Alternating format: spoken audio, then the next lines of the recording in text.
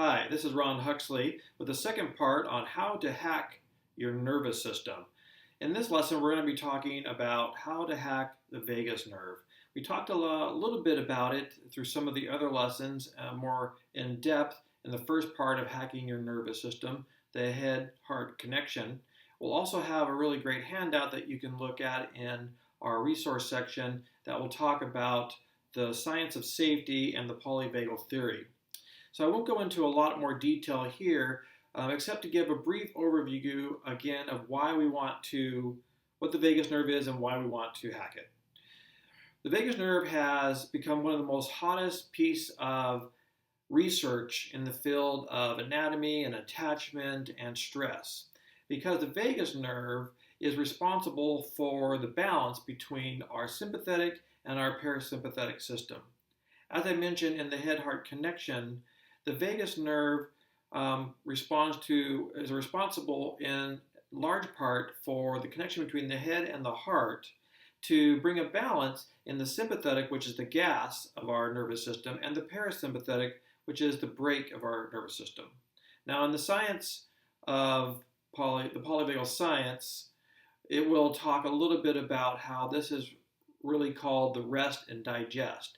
Now, that's significant for us here because the rest and digest is a key component of our nervous system, given that many of our nerves are not that responsible for intelligence, for information gathering, for deciphering safety, for managing mood and emotion.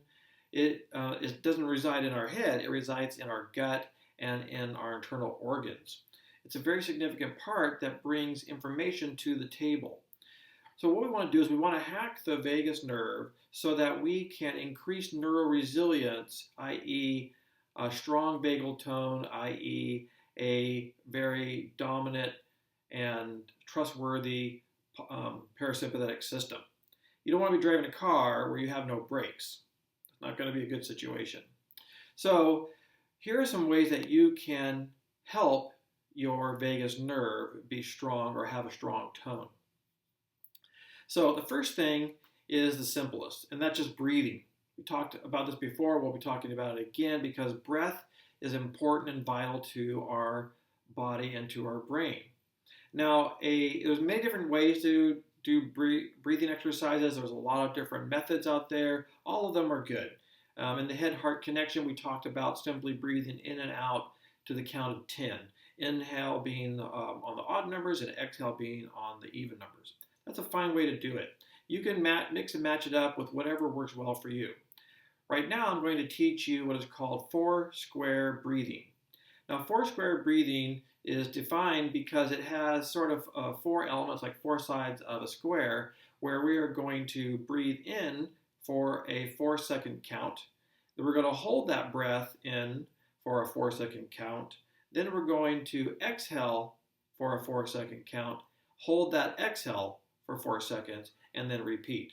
So it's a lot like a square. So we have inhale, hold, exhale, hold, and then we do it over and over again.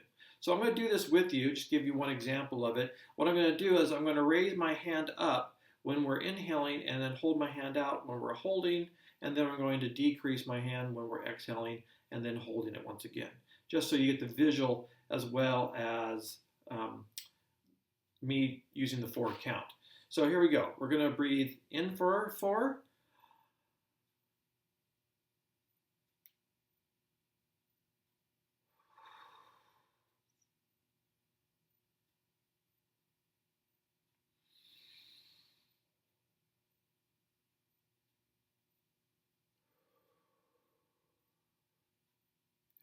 So if you do that a number of times in succession, what you will find is that you begin to have a slower heart rate, your digestion, you won't feel this, but your digestion will improve, and you'll feel just an overall sense of ease or calmness, which is exactly what we want to do in this section for neuroresilience.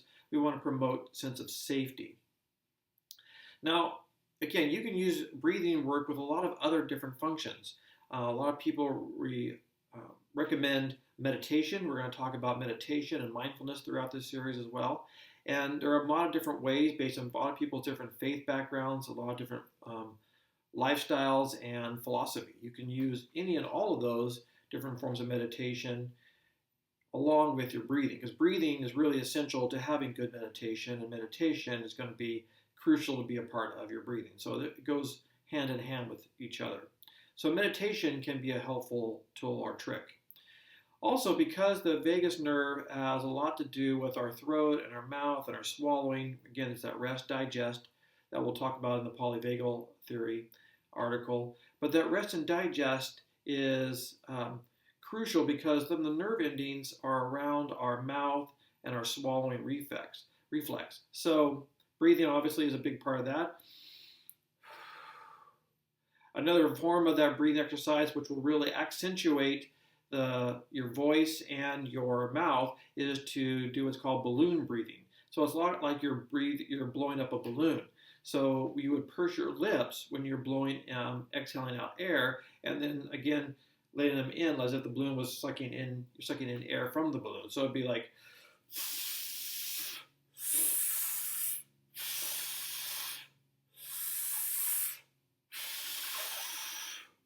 So I hope you could hear that. So that's the kind of the idea that you want to use when you're doing balloon breathing, and incorporates voice. Other elements of using your voice or your mouth would be to sing, or to hum, and or laughter. Again, this incorporates many other systems within the body, and we talk about laughter specifically when we talk about the rethink section, because one of our tools there will be to use laughter to laugh out our anxiety, which is a trick that helps us with social anxiety. It's very powerful, but it also releases a lot of pleasurable hormones throughout the body that will produce dopamine and just a sense of reward and positivity. So it has another benefit beyond that. Singing and humming incorporate the tongue and the plate in the mouth, incorporate your voice. There's again that sound that comes out that will stimulate the vagus nerve. And in addition to that, there's prosody of voice. The prosody of voice basically means it's kind of a sing-song sense of voice. Now this is something that's come out again through the polyvagal theory and attachment research that demonstrates that prosody of voice is very important in the relationship between a infant and their parent. In this situation, we'll talk about an infant and their mother. So when a mother talks to their baby, they use prosody of voice. So they'll talk in a sing-song voice saying, "Oh, aren't you so cute? Look at your little toes. Oh, you're smiling. Yes, Mama loves you." And so we use this sort of natural voice tone that we seem to only do with babies and animals. I don't know why we do it just those two, but that is very common to all cultures. So it's universal. And research from the attachment field demonstrates that children who hear this, who are very much in the right hemisphere of their brain, which registers vocal tone, and because their words are not developed, which is a left brain function, that will then be a way for them to begin to learn how to communicate. It's kind of pre-verbal approach to language. It's also the way that the infant and the mother will communicate with one another. It also, because it's responding in the right hemisphere of the brain, which is very closely connected to our limbic or emotional centers of our brain, will produce a sense of peacefulness and calmness, which affects our vagal tone, which affects our parasympathetic system, etc. Now, infants who have been studied that have good digestion, have good gastric motility, who seem to be developing well, have a very strong vagal tone. And just the opposite is true. Infants that have a very weak vagal tone will have trouble in all these areas.